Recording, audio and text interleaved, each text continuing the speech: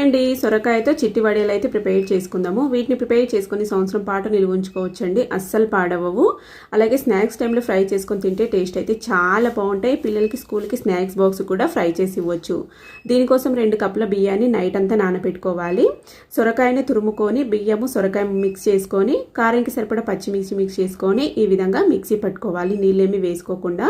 దీన్ని పక్కన పెట్టుకొని పొయ్యి మీద అడుగు మందంగా ఉండే ఒక పోగండి లాంటిది పెట్టుకొని కప్పు బియ్యానికి 4 కప్పుల నీళ్ళ చొప్పున 2 కప్పులకి 8 కప్పుల నీళ్లు వేసుకొని వాము అలాగే రుచికి సరిపడా ఉప్పు వేసుకొని నీళ్ళని మరిగించుకోవాలి. నీళ్ళు బాగా మరిగే టైంలో మనం మిక్సీ పట్టి పెట్టుకున్న ఈ పిండిని వేసుకొని బాగా మిక్స్ చేసుకుంటూ ఒక 10-15 నిమిషాలు ఉడికించుకున్నామంటే మనకి కరెక్ట్ కన్సిస్టెన్సీ అనేది వస్తుందండి. పిండి అయితే చక్కగా ఉడుకుతుంది. పూర్తిగా చల్లన్న తర్వాత ఈ విధంగా ఒక పాల కవర్లో కానీ నూనె కవర్లో కానీ వేసుకొని చిట్టి వడియాల్లాగా పెట్టుకున్నామంటే ఒక 2 రోజులకి ఈ విధంగా అయితే రెడీ అవుతాయండి.